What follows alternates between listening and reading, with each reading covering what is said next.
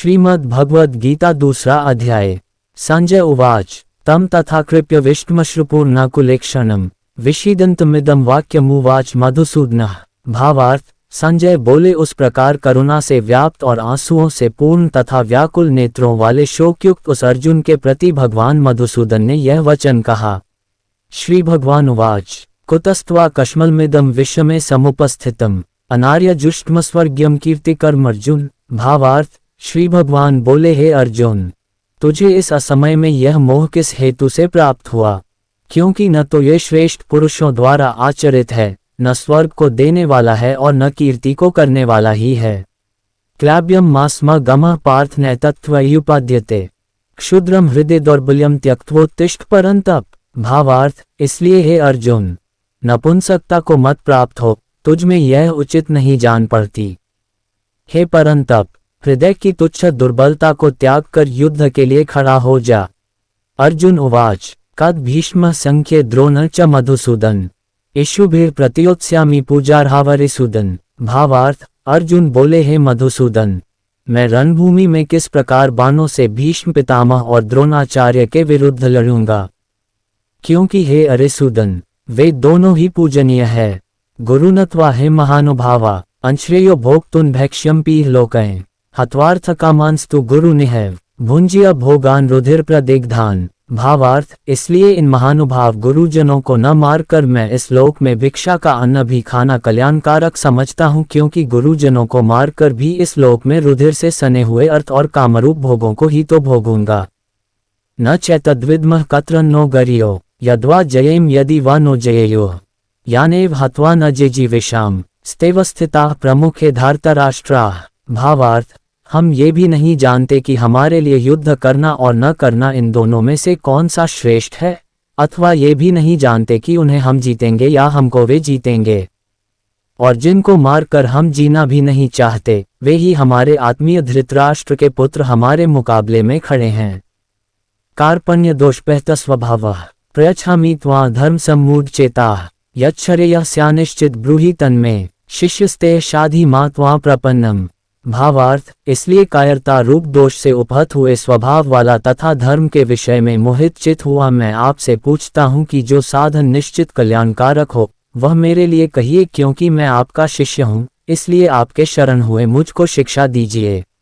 न हि प्रपश्यामि ममापनुद्या द्यच्छोकमुच्छोषणमिन्द्रियाणाम अवाप्य भूमावस्पत्र मृधम राज्यम सुरानाम पीचाधिपत्यम। भावार्थ, क्योंकि भूमि में निष्कंटक धन धान्य संपन्न राज्य को और देवताओं के स्वामीपने को प्राप्त होकर भी मैं उस उपाय को नहीं देखता हूँ जो मेरी इंद्रियों के सुखाने वाले शोक को दूर कर सके। संजय उवाच एवं मुक्त्वा हृषिकेशम गुडाकेशः परंतप न योत्स्य इति गोविंद मुक्त्वा तूष्णी बभूवः। भावार्थ, संजय बोले, हे राजन, निद्रा को जीतने वाले अर्जुन अंतर्यामी श्री कृष्ण महाराज के प्रति इस प्रकार कहकर फिर श्री गोविंद भगवान से युद्ध नहीं करूंगा ये स्पष्ट कहकर चुप हो गए। तमुवाच ऋषिकेशः प्रहसन्निव भारत सेनयोरुभयो मध्ये विषीदन्तमिदं वचः। भावार्थ, हे भरतवंशी धृतराष्ट्र, अंतर्यामी श्री कृष्ण महाराज दोनों सेनाओं के बीच में शोक करते हुए उस अर्जुन को हंसते हुए से यह वचन बोले। गीता शास्त्र का अवतरण। श्री भगवान उवाच अशोचानन्वशोचस्त्वं प्रज्ञादांश्च भाष्यसे गतासुनक्तासूंश्च नानुशोचन्ति पंडिताः। भावार्थ, श्री भगवान बोले, हे अर्जुन, तू न शोक करने योग्य मनुष्यों के लिए शोक करता है और पंडितों के से वचनों को कहता है, परंतु जिनके प्राण चले गए हैं उनके लिए और जिनके प्राण नहीं गए हैं उनके लिए भी पंडित जन शोक नहीं करते। न त्वेवाहम जातु नासम न त्वाम नेमे जनाधिपाः न चैव न भविष्यामः सवे वयमतः परम। भावार्थ, न तो ऐसा ही है कि मैं किसी काल में नहीं था, तू नहीं था, अथवा ये राजा लोग नहीं थे, और न ऐसा ही है कि इससे आगे हम सब नहीं रहेंगे। देहिनोस्मिन्यथा देहे कौमार यौवन जरा तथा देहांतर प्राप्तिर्धीरस्तत्र न मुह्यति। भावार्थ, जैसे जीवात्मा की इस देह में बालकापन, जवानी और वृद्धावस्था होती है, वैसे ही अन्य शरीर की प्राप्ति होती है, उस विषय में धीर पुरुष मोहित नहीं होता। मात्रा स्पर्शास्तु कौन्तेय शीतोष्ण सुख दुखदाह आगमा पैनो नित्यास्तान स्थितिक्षस्व भारत। भावार्थ, हे कुतिपुत्र, सर्दी गर्मी और सुख दुख को देने वाले इंद्रियों और विषयों के संयोग तो उत्पत्ति विनाशशील और अनित्य हैं, इसलिए हे भारत उनको तू सहन कर। यम है न व्यथयन्त्येते पुरुष पुरुषर्षभ समदुख सुख धीर सोमृतत्वाय कल्पते। भावार्थ, क्योंकि हे पुरुष श्रेष्ठ, दुख सुख को समान समझने वाले जिस धीर पुरुष को ये इंद्रियों और विषयों के संयोग व्याकुल नहीं करते, वह मोक्ष के योग्य होता है। ना सतो विद्यते भावो ना भावो विद्यते सतः उभयोपि दृष्टोन्तस्त्वनयोस्तत्वदर्शिभिः। भावार्थ, असत वस्तु की तो सत्ता नहीं है और सत का अभाव नहीं है। इस प्रकार इन दोनों का ही तत्वज्ञानी पुरुषों द्वारा देखा गया है। अविनाशी तु तद्विद्धि यान सर्वमिदं ततम् विनाशमव्ययस्यास्य न कश्चित् कर्तुमर्हति। भावार्थ, नाशरहित तो तू उसको जान जिससे ये संपूर्ण जगत दृश्यवर्ग व्याप्त है। इस अविनाशी का विनाश करने में कोई भी समर्थ नहीं है। अंतवंत इमे देहा नित्यस्योक्ताः शरीरिणः अनाशिनो प्रमेयस्य तस्माद्युध्यस्व भारत। भावार्थ, इस नाशरहित अप्रमेय नित्य स्वरूप जीवात्मा के ये सब शरीर नाशवान कहे गए हैं, इसलिए हे भरतवंशी अर्जुन तू युद्ध कर। येन वेति हंतार यश्चैन मन्यते हतम उभौ तो न विजानी तो नायम हंति न हन्यते। भावार्थ, जो इस आत्मा को मारने वाला समझता है तथा जो इसको मरा मानता है, वे दोनों ही नहीं जानते, क्योंकि यह आत्मा वास्तव में न तो किसी को मारता है और न किसी द्वारा मारा जाता है। न जायते म्रियते वा कदाचि न नायम भूत्वा भविता वा न भूयः अजो नित्य शाश्वतोय पुराणो न हन्यते हन्यमाने शरीरे। भावार्थ, यह आत्मा किसी काल में भी न तो जन्मता है और न मरता ही है तथा न यह उत्पन्न होकर फिर होने वाला ही है, क्योंकि यह अजन्मा नित्य सनातन और पुरातन है। शरीर के मारे जाने पर भी यह नहीं मारा जाता। वेदाविनाशन नित्यम यन्मज्मव्ययम् कत्स पुरुषः पार्थ कम घातयति हन्ति कम। भावार्थ, हे पृथापुत्र अर्जुन, जो पुरुष इस आत्मा को नाशरहित नित्य अजन्मा और अव्यय जानता है, वह पुरुष कैसे किसको मरवाता है और कैसे किसको मारता है। वासांसी जीर्णानि यथा विहाय नवानि गृह्णाति नरो प्राणी तथा शरीरानि विहाय जीर्णा न्यान्यानि संयाति नवानि देहि। भावार्थ, जैसे मनुष्य पुराने वस्त्रों को त्याग कर दूसरे नए वस्त्रों को ग्रहण करता है, वैसे ही जीवात्मा पुराने शरीरों को त्याग कर दूसरे नए शरीरों को प्राप्त होता है। नैन छिन्दन्ति शस्त्राणि नैन दहति पावकः न चैन क्लेदयन्त्यापो न शोषयति मारुतः। भावार्थ, इस आत्मा को शस्त्र नहीं काट सकते, इसको आग नहीं जला सकती, इसको जल नहीं गला सकता और वायु नहीं सुखा सकता। अच्छेद्योयम दह्योयम अक्लेद्यो शोष्य एव च नित्य सर्वगतः स्थाणुर्लौय सनातनः। भावार्थ, क्योंकि यह आत्मा अच्छेद्य है, यह आत्मा अदाह्य अक्लेद्य और निःसंदेह शोष्य है तथा यह आत्मा नित्य सर्वव्यापी अचल स्थिर रहने वाला और सनातन है। अव्यक्तोयम अचिन्त्योयम विकार्योयम उच्यते तस्मादेव विदित्वेन नानुशोचितुमर्हसि। भावार्थ, यह आत्मा अव्यक्त है, यह आत्मा अचिन्त्य है और यह आत्मा विकाररहित कहा जाता है। इससे हे अर्जुन, इस आत्मा को उपर्युक्त प्रकार से जानकर तू शोक करने के योग्य नहीं है, अर्थात तुझे शोक करना उचित नहीं है। अतचैन नित्य जातम नित्यम वा मन्यसे मृतम तथापि त्वम महाबाहो न शोचितुमर्हसि।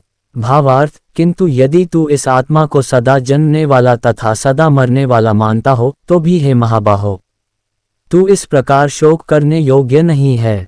जातस्थे ध्रुवो मृत्युर्ध्रुव जन्म मृत्स्य च तस्माद् परिहार्यर्थे न त्वं शोचितुमर्हसि। भावार्थ, क्योंकि इस मान्यता के अनुसार जन्मे हुए की मृत्यु निश्चित है और मरे हुए का जन्म निश्चित है, इससे भी इस बिना उपाय वाले विषय में तू शोक करने योग्य नहीं है। अव्यक्तादीनि भूतानि व्यक्तमध्यानि भारत अव्यक्तनिधनान्येव तत्र का परिदेवना। भावार्थ, हे अर्जुन, संपूर्ण प्राणी जन्म से पहले अप्रकट थे और मरने के बाद भी अप्रकट हो जाने वाले हैं, केवल बीच में ही प्रकट हैं, फिर ऐसी स्थिति में क्या शोक करना है। आश्चर्यवत् पश्यति कश्चिदेन माश्चर्यवद्वदति तथैव चान्यः आश्चर्यवच्चन्मन्यः शृणोति श्रुत्वाप्येन वेद न चैव कश्चित्। भावार्थ, कोई एक महापुरुष ही इस आत्मा को आश्चर्य की भांति देखता है और वैसे ही दूसरा कोई महापुरुष ही इसके तत्व का आश्चर्य की भांति वर्णन करता है तथा दूसरा कोई अधिकारी पुरुष ही इसे आश्चर्य की भांति सुनता है और कोई कोई तो सुनकर भी इसको नहीं जानता। देहि नित्यम वध्योयम देहे सर्वस्य भारत, तस्मात् सर्वाणि भूतानि न त्वं शोचितुमर्हसि। भावार्थ, हे अर्जुन, यह आत्मा सबके शरीर में सदा ही अवध्य जिसका वध नहीं किया जा सके है। इस कारण संपूर्ण प्राणियों के लिए तू शोक करने योग्य नहीं है। क्षत्रिय धर्म और युद्ध करने की आवश्यकता का वर्णन। स्वधर्मंपि चावेक्ष्य न विकम्पितुमर्हसि, धर्म्याद्धि युधाश्रयोन्यत क्षत्रियस्य न विद्यते। भावार्थ, तथा अपने धर्म को देखकर भी तू भय करने योग्य नहीं है, अर्थात तुझे भय नहीं करना चाहिए, क्योंकि क्षत्रिय के लिए धर्मयुक्त युद्ध से बढ़कर दूसरा कोई कल्याणकारी कर्तव्य नहीं है। यद्रच्छया चोपपना स्वर्गद्वारं पावृतम, सुखिनः क्षत्रियाः पार्थ लभन्ते युद्धमीदृशम्। भावार्थ, हे पार्थ, अपने आप प्राप्त हुए और खुले हुए स्वर्ग के द्वार रूप इस प्रकार के युद्ध को भाग्यवान क्षत्रिय लोग ही पाते हैं। अतचेत्त्वं धर्म्यं संग्राम न करिष्यसि, ततः स्वधर्म कीर्तिं च हित्वा पापं वाप्स्यसि। भावार्थ, किंतु यदि तू इस धर्मयुक्त युद्ध को नहीं करेगा तो स्वधर्म और कीर्ति को खोकर पाप को प्राप्त होगा।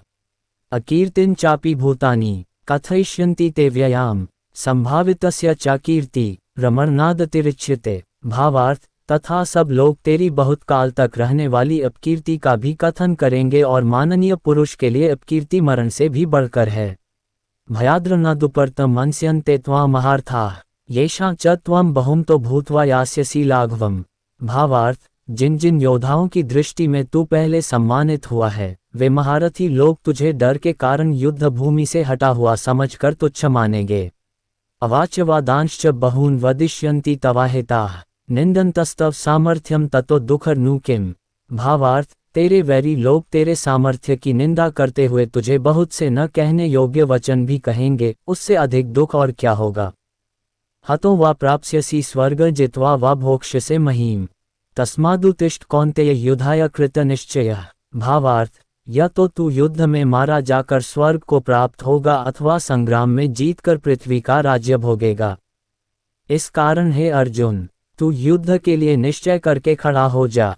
सुख दुखे समय कृत्वा लाभालाभो जयाज्यो, ततो युद्धाय युज्यस्व न पापम वाप्स्यसि। भावार्थ, जय पराजय, लाभ हानि और सुख दुख को समान समझकर उसके बाद युद्ध के लिए तैयार हो जा। इस प्रकार युद्ध करने से तू पाप को नहीं प्राप्त होगा। कर्मयोग विषय का उपदेश। अशते विहिता सार्ख्य बुद्धिर्योगित्वमा शृणु, बुद्ध्या युक्तो यया पार्थ कर्मबंधम प्रहास्यसि। भावार्थ, हे पार्थ, ये बुद्धि तेरे लिए ज्ञानयोग के विषय में कही गई और अब तू इसको कर्मयोग के अध्याय 3 श्लोक 3 की टिप्पणी में इसका विस्तार देखें। विषय में सुन, जिस बुद्धि से युक्त हुआ तू कर्मों के बंधन को भली भांति त्याग देगा, अर्थात सर्वथा नष्ट कर डालेगा। यनेह विक्रम नाशोस्ति प्रत्यवातो न विद्यते, स्वल्पम्प्यस्य धर्मस्य त्रायते महतो भयात्। भावार्थ, इस कर्मयोग में आरंभ का अर्थात बीज का नाश नहीं है और उल्टा फलरूप दोष भी नहीं है, बल्कि इस कर्मयोग रूप धर्म का थोड़ा सा भी साधन जन्म मृत्यु रूप महान भय से रक्षा कर लेता है। व्यवसायात्मिका बुद्धिरिके कुरुनंदन, बहुशा ह्यनंताश्च बुद्धयो व्यवसायिनाम। भावार्थ, हे अर्जुन, इस कर्मयोग में निश्चयात्मिका बुद्धि एक ही होती है, किंतु अस्थिर विचार वाले विवेकहीन सकौम मनुष्यों की बुद्धियां निश्चय ही बहुत भेदों वाली और अनंत होती हैं। यामिमा पुष्पिता वाचा प्रवदन्त्य विपश्चितः, वेद्वादर्ता पार्थ नान्यदस्तीति वादिनः, कामात्मानः स्वर्गप्रा जन्मकर्मफल प्रदाम, क्रियाविश्लेष्य बहुला भोग्यैश्वर्य गत प्रति, भोग्यैश्वर्य प्रसक्ताना तयापहृतचेतसाम, व्यवसायात्मिका बुद्धि समाधो न विधीयते। भावार्थ, हे अर्जुन, जो भोगों में तन्मय हो रहे हैं, जो कर्मफल के प्रशंसक वेदवाक्यों में ही प्रीति रखते हैं, जिनकी बुद्धि में स्वर्ग ही परम प्राप्य वस्तु है और जो स्वर्ग से बढ़कर दूसरी कोई वस्तु ही नहीं है, ऐसा कहने वाले हैं, वे अविवेकी जिन इस प्रकार की जिस पुष्पित अर्थात दिखाओ शोभायुक्त वाणी को कहा करते हैं, जो कि जन्मरूप कर्मफल देने वाली एवं भोग तथा ऐश्वर्य की प्राप्ति के लिए नाना प्रकार की बहुत सी क्रियाओं का वर्णन करने वाली है, उस वाणी द्वारा जिनका चित हर लिया गया है, जो भोग और ऐश्वर्य में अत्यंत आसक्त हैं, उन पुरुषों की परमात्मा में निश्चयात्मिका बुद्धि नहीं होती। त्रैगुण्य विषया वेदा निस्त्रैगुण्यो भावार्जुन, निर्द्वंद्वो नित्य सत्वस्थो निर्योगक्षेम आत्मवान। भावार्थ, हे अर्जुन, वेद उपर्युक्त प्रकार से तीनों गुणों के कार्य रूप समस्त भोगों एवं उनके साधनों का प्रतिपादन करने वाले हैं, इसलिए तू उन भोगों एवं उनके साधनों में आसक्तिहीन, हर्ष शोकादि द्वंद्वों से रहित, नित्यवस्तु परमात्मा में स्थित योग अप्राप्त की प्राप्ति का नाम योग है। क्षेम प्राप्त वस्तु की रक्षा का नाम क्षेम है। को न चाहने वाला और स्वाधीन अंतःकरण वाला हो, यावान अर्थ उत्पाने सर्वतः संप्लुतद के, तावान सर्वेषु वेदेषु ब्राह्मणस्य विजानतः। भावार्थ, सब ओर से परिपूर्ण जलाशय के प्राप्त हो जाने पर छोटे जलाशय में मनुष्य का जितना प्रयोजन रहता है, ब्रह्म को तत्व से जानने वाले ब्राह्मण का समस्त वेदों में उतना ही प्रयोजन रह जाता है। कर्मण्येवाधिकारस्ते मा फलेषु कदाचन, मा कर्मफल हेतुर्भुर्मा ते संगोस्त्व कर्मणि। भावार्थ, तेरा कर्म करने में ही अधिकार है, उसके फलों में कभी नहीं। इसलिए तू कर्मों के फल हेतु मत हो तथा तेरी कर्म न करने में भी आसक्ति न हो। योगस्थः कुरु कर्माणि संग त्यक्त्वा धनंजय, सिद्ध सिद्धयो समो भूत्वा समत्वम योग उच्यते। भावार्थ, हे धनंजय, तू आसक्ति को त्याग कर तथा सिद्धि और असिद्धि में समान बुद्धि वाला होकर योग में स्थित हुआ कर्तव्य कर्मों को कर। समत्व, जो कुछ भी कर्म किया जाए उसके पूर्ण होने और न होने में तथा उसके फल में संभाव रहने का नाम समत्व है, ही योग कहलाता है। दूरेण ह्यवर कर्म बुद्धि योगा धनंजय, बुध और शरणमन विच कृपणा फल हेत्वा। भावार्थ, इस समत्वरूप बुद्धि योग से सकौम कर्म अत्यंत ही निम्न श्रेणी का है। इसलिए हे धनंजय, तू संबुद्धि में ही रक्षा का उपाय ढूंढ अर्थात बुद्धि योग का ही आश्रय ग्रहण कर, क्योंकि फल के हेतु बनने वाले अत्यंत दीन हैं। बुद्धियुक्तो जहाति उभे सुकृता दुष्कृते, तस्माद्योगाय युज्यस्व योगः कर्मसु कौशलम। भावार्थ, संबुद्धि युक्त पुरुष पुण्य और पाप दोनों को इसी लोक में त्याग देता है अर्थात उनसे मुक्त हो जाता है। इससे तू समत्व रूप योग में लग जा। ये समत्व रूप योग ही कर्मों में कुशलता है अर्थात कर्मबंध से छूटने का उपाय है। कर्मजम बुद्धियुक्ता है फल त्यक्त्वा मनीषिणः, जन्मबंध विनिर्मुक्ता पदम गच्छन्त्यनाम्यम। भावार्थ, क्योंकि संबुद्धि से युक्त ज्ञानी जन कर्मों से उत्पन्न होने वाले फल को त्याग कर जन रूप बंधन से मुक्त हो निर्विकार परम पद को प्राप्त हो जाते हैं। यदा ते मोहक्ले बुधिर्व्यतितृष्यति, तदा गंतासी निर्वेदम श्रोतव्यस्य श्रुतस्य च।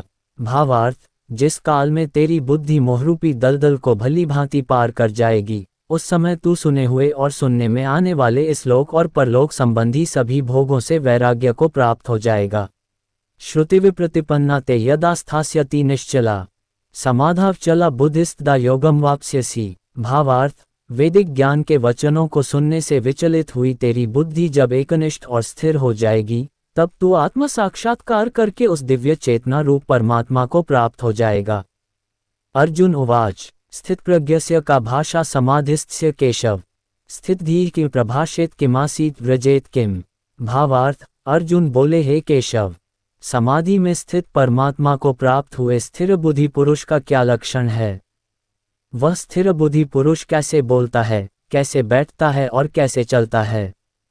श्री भगवान उवाच, प्रजहाति यदा कामान सर्वान् पार्थ मनोक्तान्, आत्मैवात्मना तुष्टः स्थित प्रज्ञस्तदोच्यते। भावार्थ, श्री भगवान बोले, हे अर्जुन, जिस काल में ये पुरुष मन में स्थित संपूर्ण कामनाओं को भली भांति त्याग देता है और आत्मा से आत्मा में ही संतुष्ट रहता है, उस काल में वह स्थित प्रज्ञ कहा जाता है।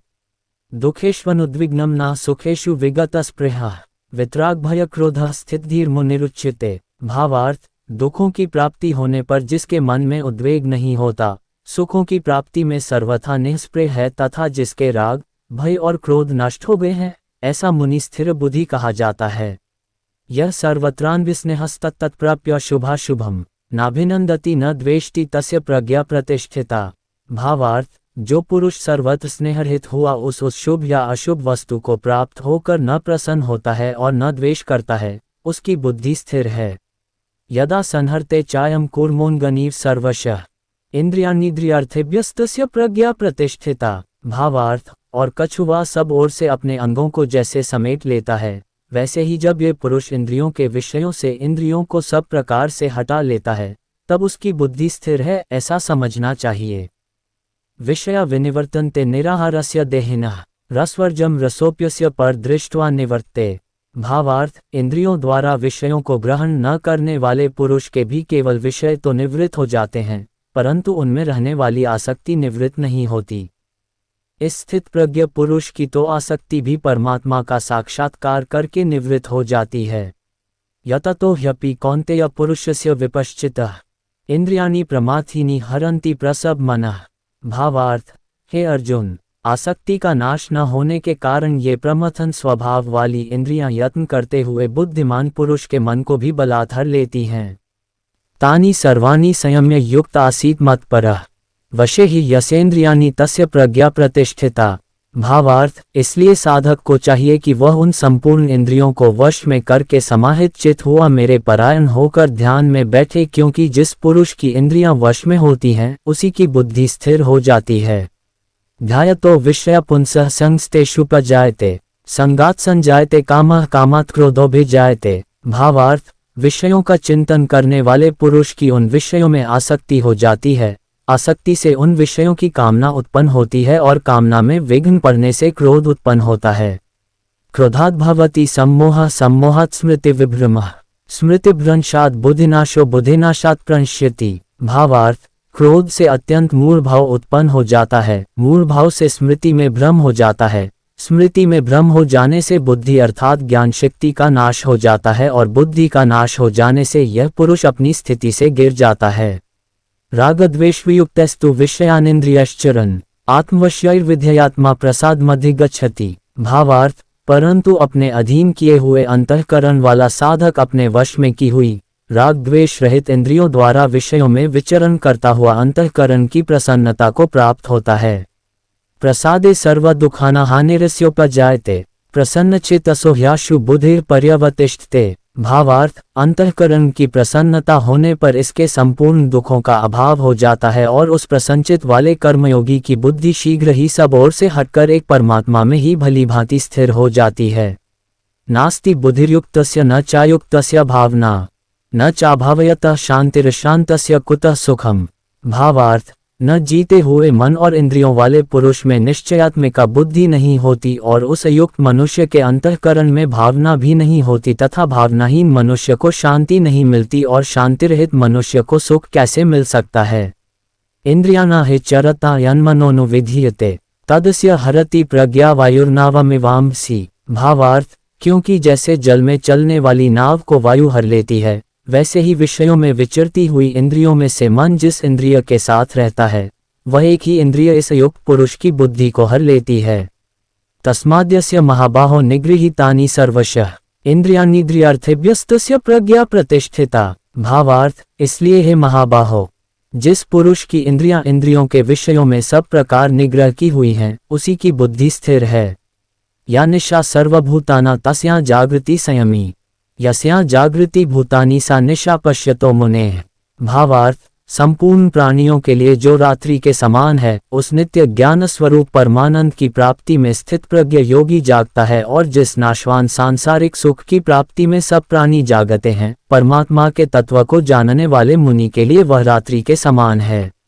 आपूर्यमानं चल प्रतिष्ठ समुद्रमापः प्रविशन्ति यद्वत् तद्वत् कामा यम प्रविशन्ति सवे स शांतिमाप्नोति न कामकामी। भावार्थ, जैसे नाना नदियों के जल सब ओर से परिपूर्ण अचल प्रतिष्ठा वाले समुद्र में उसको विचलित न करते हुए ही समा जाते हैं, वैसे ही सब भोग जिस स्थित प्रज्ञ पुरुष में किसी प्रकार का विकार उत्पन्न किए बिना ही समा जाते हैं, वही पुरुष परम शांति को प्राप्त होता है, न कि इंद्रिय सुख चाहने वाला। परम शांति को प्राप्त होता है, भोगों को चाहने वाला नहीं। विहाय कामान्य सर्वान् पुमांश्चरति निःस्पृहः निर्ममो निरहंकारा स शांतिमधिगच्छति। भावार्थ, जो पुरुष संपूर्ण कामनाओं को त्याग कर ममता रहित, अहंकार रहित और स्पृहा रहित हुआ विचरता है वही शांति को प्राप्त होता है, अर्थात वह शांति को प्राप्त है। अश ब्राह्मी स्थिते पार्थ नैना प्राप्य विमुह्यति स्थित्वा स्यामन्तकालेऽपि ब्रह्मनिर्वाणं रक्षति। भावार्थ, हे अर्जुन, ये ब्रह्म को प्राप्त हुए पुरुष की स्थिति है इसको प्राप्त होकर योगी कभी मोहित नहीं होता और अंतकाल में भी इस ब्राह्मी स्थिति में स्थित होकर ब्रह्मानंद को प्राप्त हो जाता है। ओम तत्सदिति श्रीमद्भगवद्गीतासूपनिषत्सु ब्रह्मविद्यायां योगशास्त्रे श्रीकृष्णार्जुन संवादे सांख्ययोगो नाम द्वितीयोऽध्यायः।